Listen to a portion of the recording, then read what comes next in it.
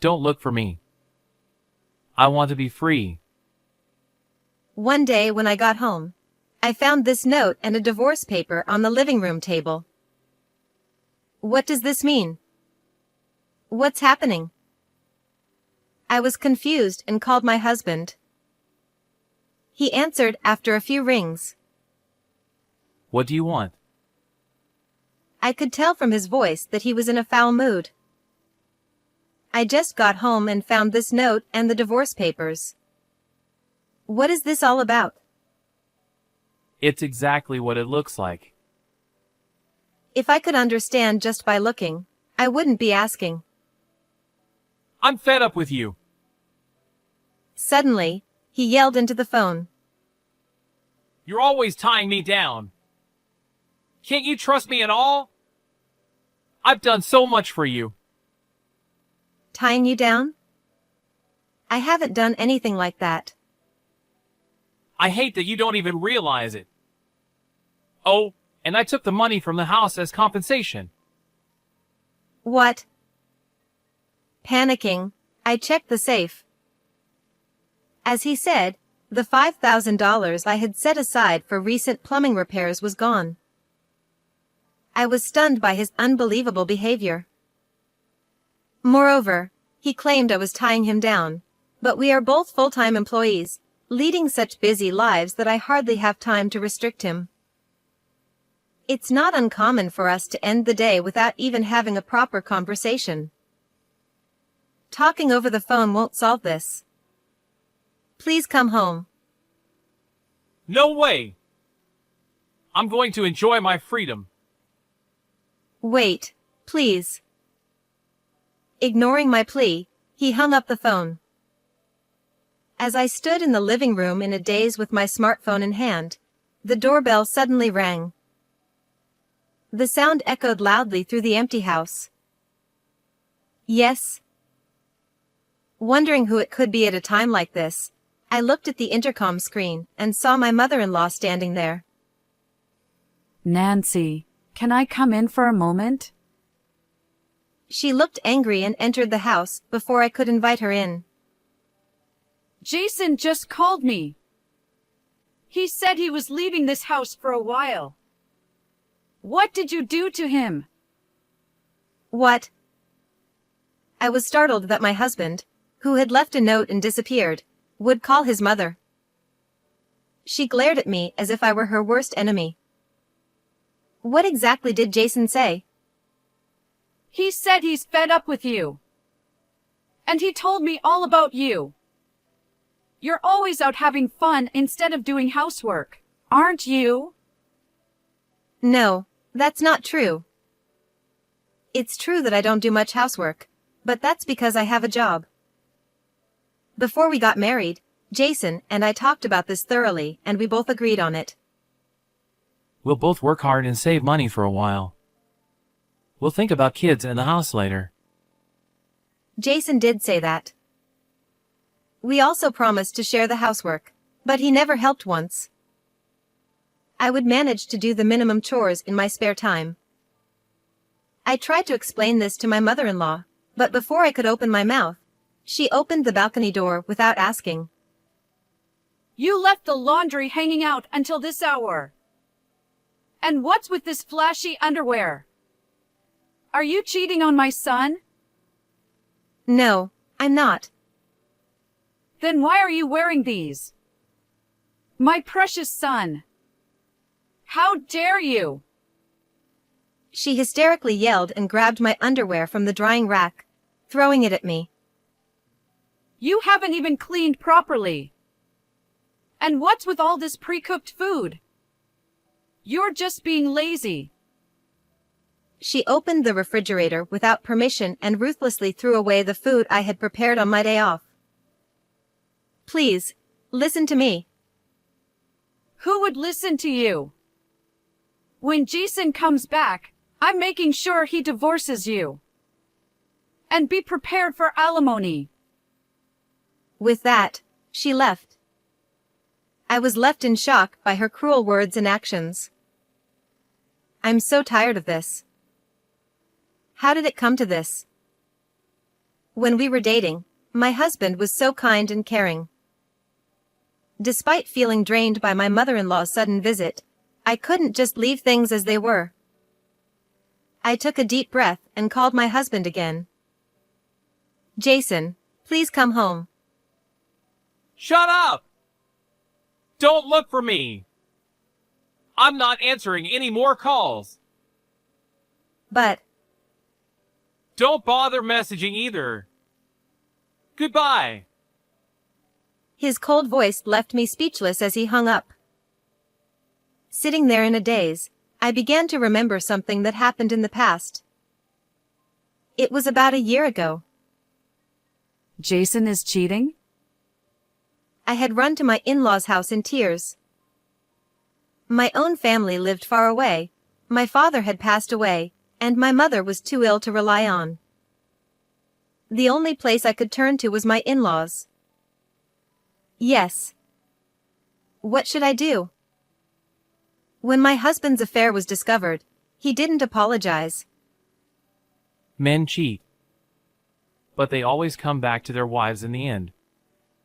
So it's no big deal. He had said, nonchalantly. Feeling desperate, I had sought help from my mother-in-law, but she said, That must have been tough. But you know, Nancy, men cheat. "What?" She was echoing my husband's words. I went through tough times too. But my husband eventually came back to me. That's just how men are. So stand tall. That's. Or maybe Jason's cheating is partly your fault. Her gaze hardened, and I recoiled under her stare. Maybe this is happening because you're not at home to take care of the family. But Jason agreed to both of us working. That's a lie. Jason always said he wanted you to be a housewife. He did? My husband had never complained about me working. But had he told his mother differently? Was he feeling differently all along? Anyway, you two need to sit down and talk things over. With those cold words, she sent me away, and I could only go back home. Later, when I tearfully confronted my husband about his affair and mentioned the possibility of divorce, he finally apologized. I didn't realize you were so upset. Nancy! I'll never cheat again. He said, but that promise was also broken. After that, he has continued to cheat, apologizing whenever I confront him.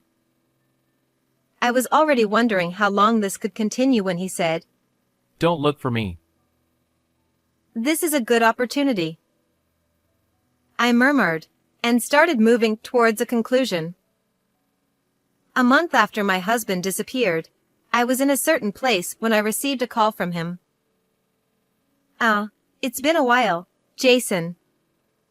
How have you been?" Since that day, I hadn't contacted him once, as he had asked.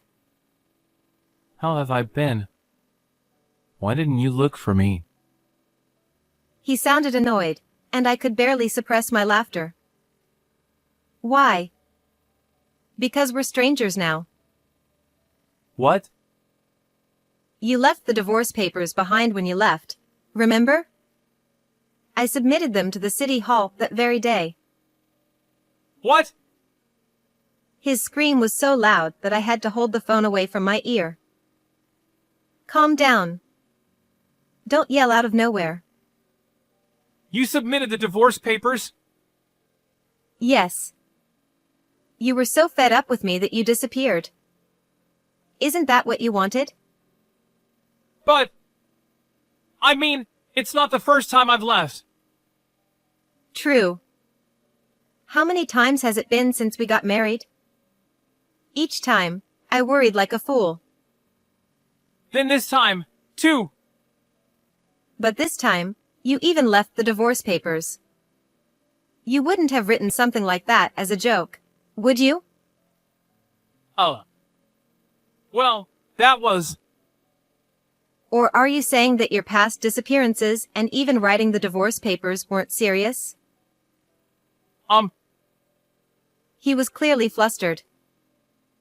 His disappearances were essentially just a childish game. At first, I genuinely worried, but once I realized his actions were just to get my attention, I grew indifferent. His repeated infidelities were likely for the same trivial reason, to provoke my jealousy. My outward confusion over my husband's actions was just an act. During his latest disappearance, he told my mother-in-law strange things over the phone, causing her to storm into our home. I had to pretend to be flustered. But while I played the role of the long-suffering wife enduring her husband's antics, I was secretly preparing to file for divorce and move out. Oh, and by the way, I've moved out of the house. I sent all your belongings to your parents' house, cash on delivery. By now, your mother must be quite surprised by all the packages. What? You did that without my permission? Without your permission? That's funny. I was the one renting that apartment. In fact, the house we lived in was rented under my name, and I paid all the bills. In return, my husband promised to save his income for a future home, but that money likely went towards his affairs. But that house was mine too. How could you just move out? You abandoned the house when you disappeared. Is there a problem? Of course there's a problem. Where are you now? Why would I tell you? We're strangers now. When my husband left the divorce papers and disappeared, I saw it as an opportunity. I immediately filed the papers and contacted my strong brother and dependable sister. My brother swiftly handled the moving preparations, and my sister, who works in real estate, found me the perfect place, which I quickly rented. My husband had no idea, but I had been preparing for this moment for a long time, so everything went smoothly. I was now living in a small, single-occupancy apartment far from the house I had left behind. It had a secure entry system, making it safe, and it was well outside my husband's usual haunts, so he wouldn't easily find me. Are you serious? Are you really leaving me? My husband's voice came weakly through the phone. I'm not leaving you. I already left. I'm completely fed up with you. I swear, I won't disappear again. I promise. It's too late for that. I'll stop fooling around too. I just wanted to make you jealous, but losing you completely. Ah, so your infidelities were for that reason, too. Aw. He regretted slipping up, but his affairs didn't matter to me anymore. I used to hate you more than anyone in this world, but now I don't even care. I'm sorry. My honest words left him speechless. You can't be serious? Why would I lie? Wait, please. Let's talk this through. I asked to talk many times, but you refused. There's nothing left to discuss. This call is just a waste of time. Please, Nancy. I love you. Well, that's your problem. I don't feel anything for you. And with that, I hung up. There was no reason to talk to my husband, my ex-husband, any further, so I blocked his number. Finally, I'm free. Time to enjoy my freedom. I shouted this joyfully in my new apartment, feeling a profound sense of relief. Now, for the rest of the story. Having lost his place to live, my ex-husband had no choice but to move back to his parents' house. His belongings were piled up in front of the house, and the neighbors were whispering about it. My former mother-in-law was furious and confronted him upon his return. Her yelling was so loud that everyone in the neighborhood found out he had been dumped by me. Additionally, my ex-husband tried to shift the blame, saying, It's because Mom bullied my dear wife that this happened. as a result, it became known that my former mother-in-law had been mistreating me, and she was ostracized by the neighbors, leading to a lonely life. At my ex-husband's workplace, rumors spread that he was divorced because of his infidelity, causing him to be shunned by his superiors, subordinates, and colleagues. Left with nowhere to turn, he sought comfort from his mistress, but she dumped him as soon as his money ran out. It turned out that I had been paying all the living expenses, and without my financial support, he quickly ran out of money. Now, with no one to rely on, my ex-husband spends his days like an empty shell. It's a classic case of reaping what you sow. Meanwhile, I'm thoroughly enjoying my newfound freedom as a single woman. My sister has offered to introduce me to someone nice, but I want to enjoy this freedom a little longer. If I meet someone one day who I feel I want to share my life with, I might consider marriage again.